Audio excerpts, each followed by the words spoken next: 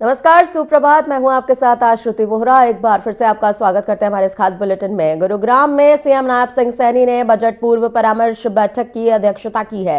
इस बैठक के बाद सीएम सैनी ने संबोधित किया। उन्होंने बताया कि विजन डॉक्यूमेंट 2047 के 6 स्तंभों के ऊपर अलग अलग विषयों पर प्रस्तुति दी गई। 2047 में हरियाणा के विकास की परिकल्पना की ये प्रस्तुति भी दर्शाती है। सीएम सैनी ने कहा कि पीएम मोदी के 2047 के विकसित भारत के विजन और संकल्प का ग्रोथ इंजन हरियाणा होगा। आज इस विजन डॉक्यूमेंट 2047 का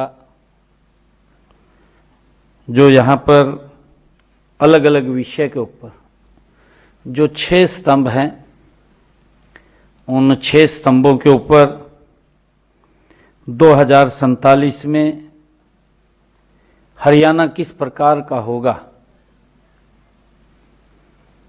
उसके ऊपर आप सबके बीच में प्रेजेंटेशन दी गई कि परिकल्पना क्या है, हम किस प्रकार का हरियाणा 2047 में वो देखना चाहते हैं। देश के यशस्वी प्रधानमंत्री आदरणीय मोदी जी का जो विजन है और उन्होंने एक संकल्प लिया है 2047 में विकसित भारत, और उस विकसित भारत में आदरणीय प्रधानमंत्री जी इस बात की भी चर्चा समय समय के ऊपर करते हैं कि हरियाणा उस विकसित भारत का ग्रोथ इंजन होगा। पिछले 11 वर्षों में किस गति से परिवर्तन आया है,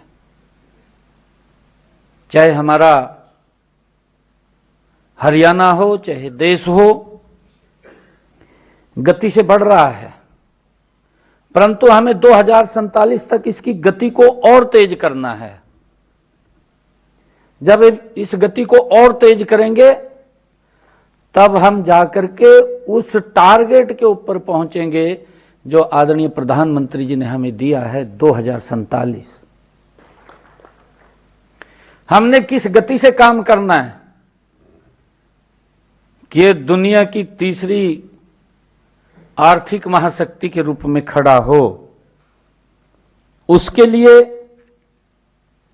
हमने ये हरियाणा डॉक्यूमेंट विजन 2047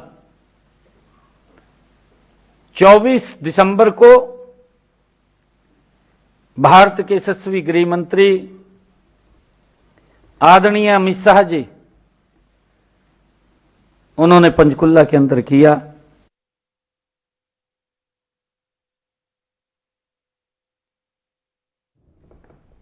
हरियाणा के मुख्यमंत्री नायब सिंह सैनी ने गुरुग्राम में हरियाणा विजन 2047 के तहत आयोजित बजट पूर्व कार्यशाला में महत्वपूर्ण विचार व्यक्त किए। उन्होंने कहा कि राज्य का वित्त बजट नवाचार पद्धति से पारित होगा और यह हरियाणा को विकसित भारत 2047 के ग्रोथ इंजन के रूप में स्थापित करेगा। साथ ही इस अवसर पर मुख्यमंत्री ने एआई आधारित हरियाणा बजट जन भागीदारी पोर्टल का भी शुभारंभ किया, जिससे नागरिकों को बजट निर्माण प्रक्रिया में शामिल किया जाएगा। आपको बता दें कि कार्यशाला वित्त वर्ष 2026 से 27 के लिए उद्योग, स्वास्थ्य, आईटी और शिक्षा क्षेत्रों से जुड़े हितधारकों के साथ बजट पर गहन चर्चा की गई है, जिसमें उद्योग जगत और मैन्युफैक्चरिंग इकाइयों के प्रतिनिधियों ने भी अपने सुझावों को प्रस्तुत किया।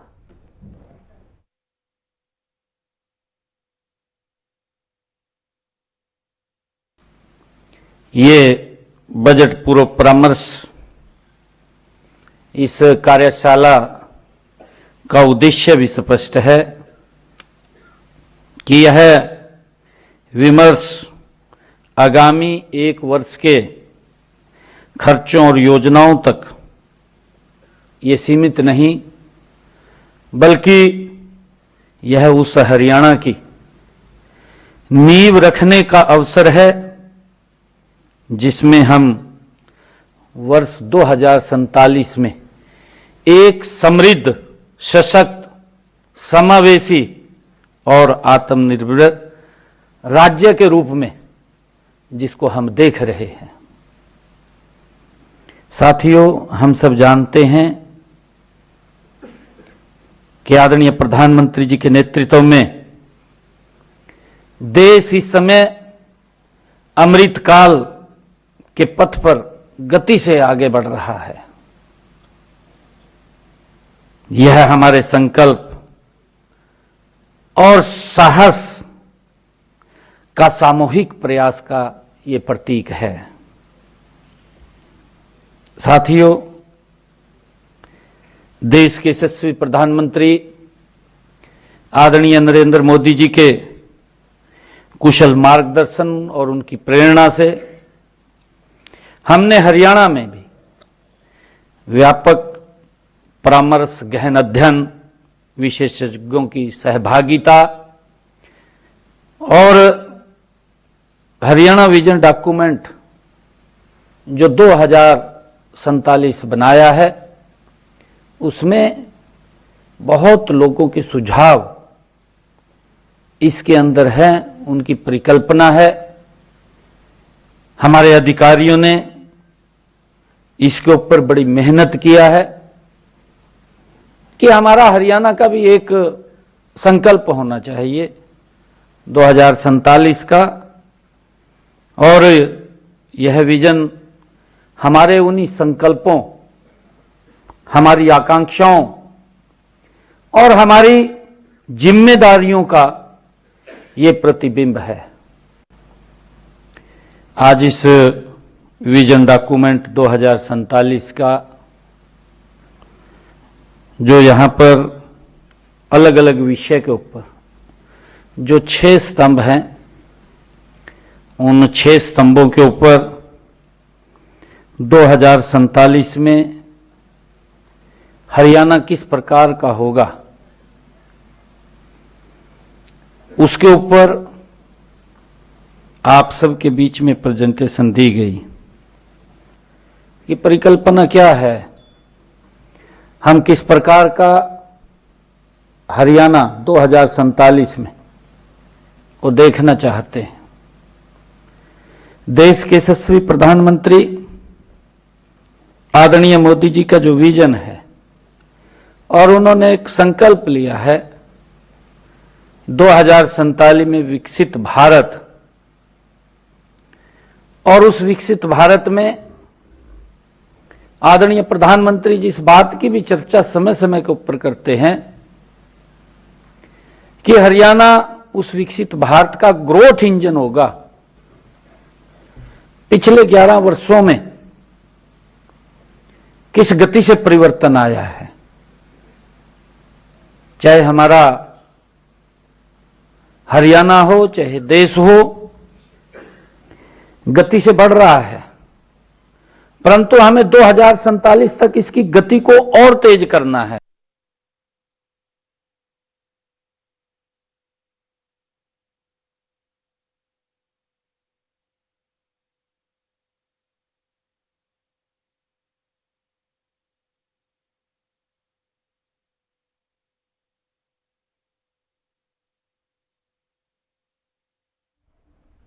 इस वक्त की बड़ी खबर कहीं और आपको लेकर चलते हैं। केंद्रीय जल शक्ति मंत्री से मिले हैं सीएम नायब सिंह सैनी। जी हां, दिल्ली में यह बैठक हुई है। सीएम नायब सिंह सैनी की सीआर पाटिल से मुलाकात हुई है। राजस्थान के सीएम भजनलाल शर्मा भी मौजूद रहे। कई समसामयिक विषयों पर, यानी कि अहम विषयों पर यहां पर चर्चा हुई है। आपको बता दें, इस वक्त की बड़ी खबर, राजस्थान के सीएम भजनलाल शर्मा से नायब सिंह सैनी की हुई मुलाकात। दिल्ली में यह मुलाकात हुई है। आपको बताते चले, बड़ी खबर आ रही है। केंद्रीय जल शक्ति मंत्री से मिले हैं सीएम नायब सिंह सैनी। सीएम नायब सिंह सैनी ने सीआर पाटिल से की है मुलाकात। राजस्थान के सीएम भजनलाल शर्मा भी इस बैठक में, इस मुलाकात में रहे मौजूद।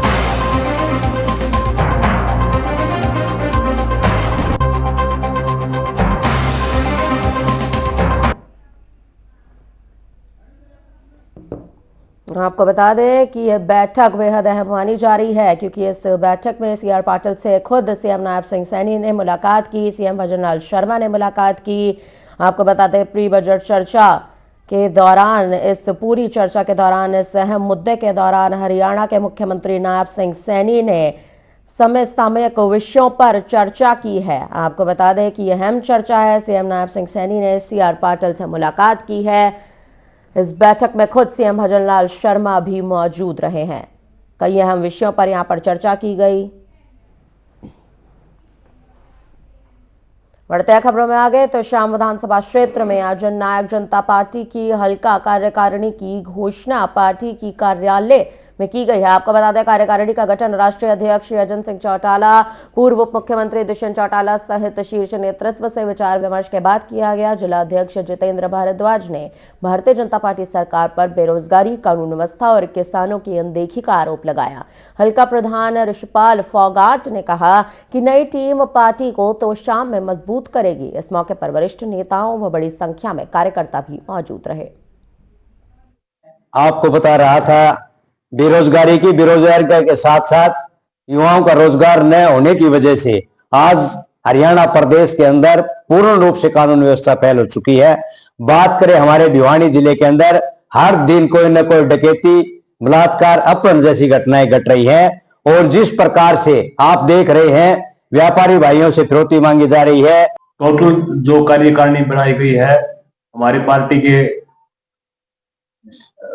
पार्टी के जननायक जनता पार्टी के राष्ट्रीय अध्यक्ष डॉक्टर अजय सिंह चौटाला जी के दिशा निर्देश अनुसार और भाई पूर्व मुख्यमंत्री दुष्यंत चौटाला जी और हमारे युवा के प्रदेश अध्यक्ष दिग्विजय चौटाला जी और भरत शर्मा प्रदेश के अध्यक्ष हमारे जो भरत शर्मा उनके दिशा निर्देश अनुसार हमने पार्टी के वरिष्ठ हमारी पार्टी के जिला के प्रभारी कृष्ण बजीना हुआ है।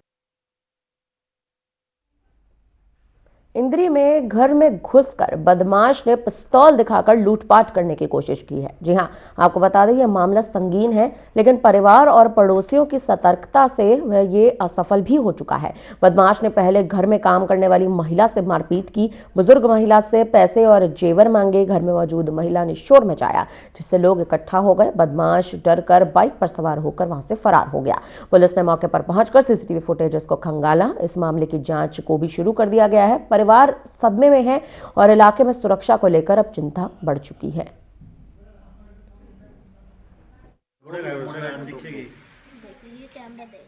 नहीं तो तेरे को गोली मार दूंगा। मैंने कहा मैं तो बीमार हूँ, मैं तो कुछ कर नहीं सकती भाई। मैं तो ना मेरे पे पैसे ना मेरे पे गहने, मेरी सी बात है। फिर ये बहू बेचारी उधर से निकल के चली गई। ये काम वाली इधर से निकल के चली गई, वो उधर से निकल के चली गई। मैं अपना फिर बहू को देख दी रही, हाय सुमन सुमन हाय सुमन। फिर इतने में मैं बाहर निकली। ठीक है, क्या नाम है आपका? छीना छपटी भी की है? हाँ जी, सुमन मेरी बहू है जी। छीना छपटी भी की है उसने? ना नहीं। अच्छा, क्या नाम है आपका जी? छीना छपटी तो कर दा, जो ये दरवाजा खोल दी ना जाते बाहर, फिर तो कर दा।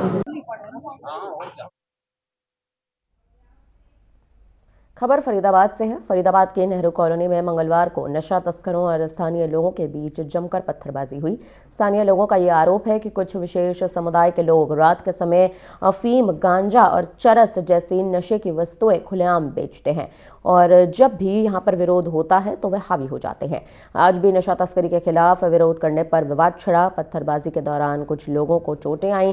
घटना की सूचना मिलने पर पुलिस मौके पर पहुंची, लेकिन अधिकारियों का साफ तौर पर यह कहना है कि फिलहाल नशा तस्करी संबंधित कोई भी ठोस जानकारी सामने यहां पर नहीं आई है और इस पूरे मामले की जांच भी गहनता से की जा रही है। स्थानीय लोगों ने तस्करों के नाम भी बताए हैं। पुलिस से मांग की गई है कि उन्हें रोकने के लिए ठोस कदम उठाए जाएं।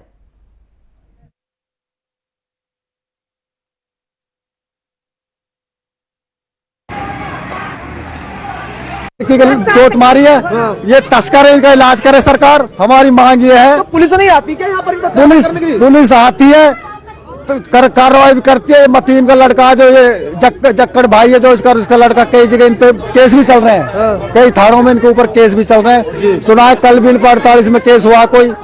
ये तस्कर है, जो इनका विरोध करता है उसी के ऊपर ये पथराव कर देते हैं। तो कल शाम को भी इनकी कहा सुनी हुई। इनके बाद आज सुबह इनके द्वारा फिर से झगड़ा किया गया है।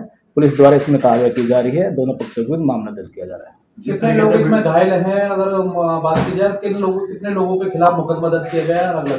दोनों पक्षों के 5-5 बाई नेम हैं, उसके अलावा अन्य 3-3, 4-4 व्यक्ति हैं। इसमें मामूली चोटें लगी हैं। पुलिस द्वारा दोनों पक्षों से एक व्यक्ति को राउंड अप कर लिया है। पुलिस में आगे कार्रवाई। विवाद किस चीज को लेकर हुआ है अगर बात की जाए? इनकी आपस में पुरानी बातें चलती आ रही हैं। पहले पड़ोसी हैं, इनके आपस में एक गली छोड़ के गली रहते हैं, उनके आपस में पीछे से ही विवाद चला रहा है।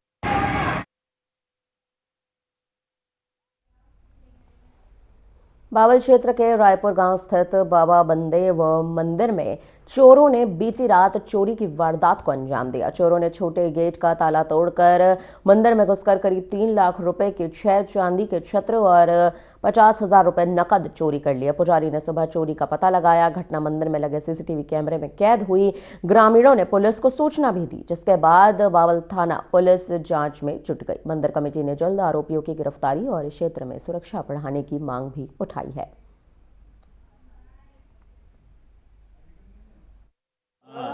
सर जी, हमारे जो मंदिर में जो गांव का एक पुजारी मतलब पहले 2 खाने आता है, वो तकरीबन 3-3:15 बजे मंदिर में आया। उसने आके 2 खाई तो इसने देखा कि खिड़की टूटी हुई है। उसने तुरंत पुजारी को बताया। पुजारी उठ के अंदर आया। वो अंदर आके मंदिर में घुसा और अपना जो मेन दरबार है बाबा का, उसमें आके देखा तो उसका भी लॉक टूटा हुआ मिला। उसमें जो पैसे थे और छतर थे, वो कुछ नहीं मिला उसके अंदर। उसने फिर 112 पे कॉल किया है। 112 एक गाड़ी आई है, वो अपना फोटो लेके चली गई।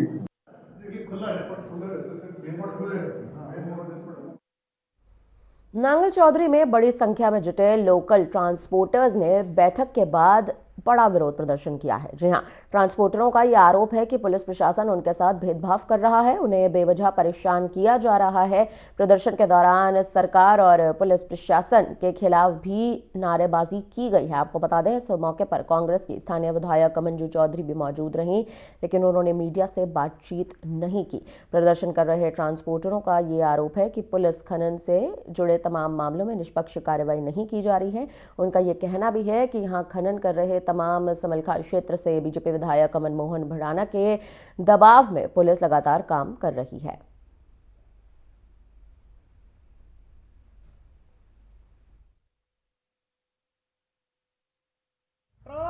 गांव रुजुता है। क्या मामला है? मामला ये है, ये सभी ट्रांसपोर्टर भाई परेशान है बिल्कुल, और यहाँ पे तानाशाही हो रही है। एक माइन संचालक है जो बढ़ाना साहब है, हम किसी को टारगेट नहीं करे, बाकी वो सरासर नाइंसाफी कर रहा है। यहाँ गरीब आदमी कहाँ से तो किस्त भरे, शाम को कमा के अपने बच्चों का पेट भरता है। वो सारा कारोबार इन्होंने छीन लिया ट्रांसपोर्टों का। अब ये नाके लगाए है। मान लो चलो प्रशासन जो भी कर रहा है, पर वो नाइंसाफी कर रहा है। नाके जहाँ लगने थे वहां तो नाके लगे नहीं भाई। बाइल पाचनता नाका लगाओ आप, सबसे खतरनाक रास्ता है वो, और प्रदूषण हो रहा है। रोज वहां पे एक्सीडेंट होके मौत हो रही है, और आप जहाँ पे एक्सीडेंट हो रहे हैं तो वहां थाने की डिटेल कटाओ कि एक्सीडेंट होके मौत नहीं हो रही कि डंफरों से। उस रूट पे सिर्फ बढ़ाना साहब की गाड़ियां चलती है, और बेडंटी दुखेरा जो रूट है, इस पे बाहर से गाड़ी आ रही है राजस्थान से, जो वो गवर्नमेंट हरियाणा सरकार को ISTP 80 रुपए प्रति टन के हिसाब से पैसे दे रही है। महिला आयोग के चेयरपर्सन रेणु भाटिया का बयान सामने आया है, जिसमें उन्होंने ये कहा है कि कर्नाटका असेंबली में कांग्रेसी विधायक द्वारा बेटियों पर की गई अभद्र टिप्पणी बेहद शर्मनाक है, लेकिन दूसरों के घरों में लगी ऐसी आग को देख हंसने वालों के घर तक भी पहुंच सकती है। यही आग ये उन लोगों को भूलनी नहीं चाहिए। साथ ही रेणु भाटिया ने अपने रेवाड़ी दौरे के दूसरे दिन वन स्टॉप सेंटर नवनिर्मित जिला कारागार का जायजा भी लिया और फिर महिला थाने का निरीक्षण भी किया, और उसके बाद सेफ हाउस में रह रहे 2 कपल से बात कर उन्हें जीवन में आगे बढ़ने की नसीहत दी।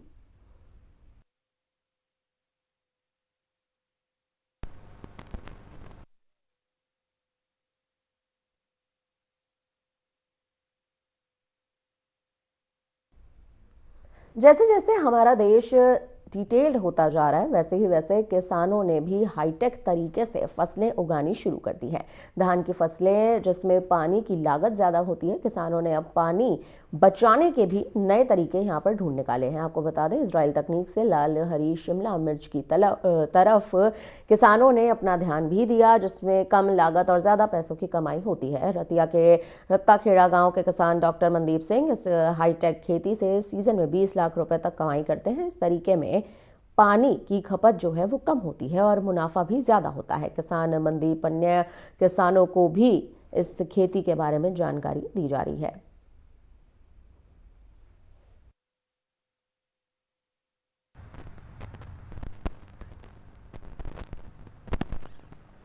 ये जी इजराइल की खेती है, जो इसका बेस है अभी इंडिया में भी हो रही है, और इसका नाम है बेल पेपर्स, लाल पीली शिमला मिर्च कलर्ड कैप्सिकम इसको कह सकते हैं हम।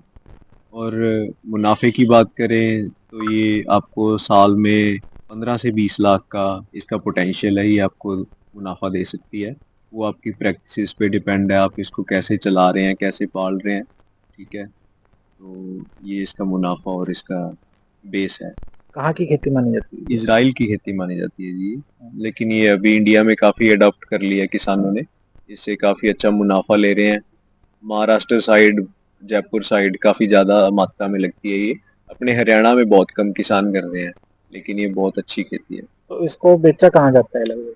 ये दिल्ली और लुधियाना में सेल होती है जी, मतलब यही दो बड़ी मंडियां यही है। बाकी लोकल मार्केट अगर कहीं बड़े शहर में कोई कैटरर्स वगैरह हैं वो इसको खरीद लेते हैं, नहीं तो इजी है ये, अपनी गाड़ी से या किसी किराए की गाड़ी से बंदा इसको बेच सकता है। किस भाव से बेची जाती है क्या इसका एवरेज प्राइस सीजन के हिसाब से चेंज होता रहता है जी।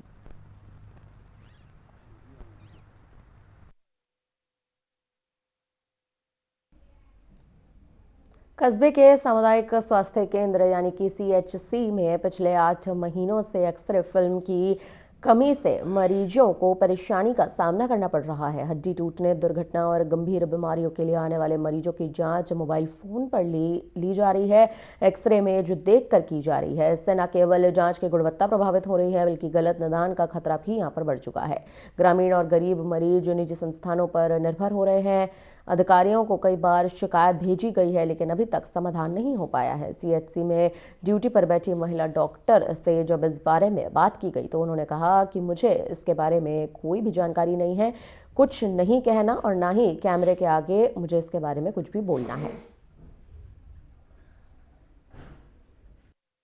आपको बता दें, अधिकारियों से यहाँ पर मुलाकात की गई। CHC में नहीं है एक्सरे फिल्म, यानी कि एक्सरे करवाने के लिए तमाम मरीज जो आ रहे हैं उनको बेहद परेशानियों का सामना करना पड़ रहा है। आप तस्वीरें देख सकते हैं कि किस तरह से यहाँ पर एक्सरे के जो तरीका यहाँ पर अपनाया जा रहा है, फ़ोन के ज़रिए एक्सरे की जो रिपोर्ट है उसको स्कैन किया जा रहा है। अधिकारियों से यहाँ पर संपर्क बनाने की कोशिश है, मोबाइल के सहारे ये काम चल रहा है।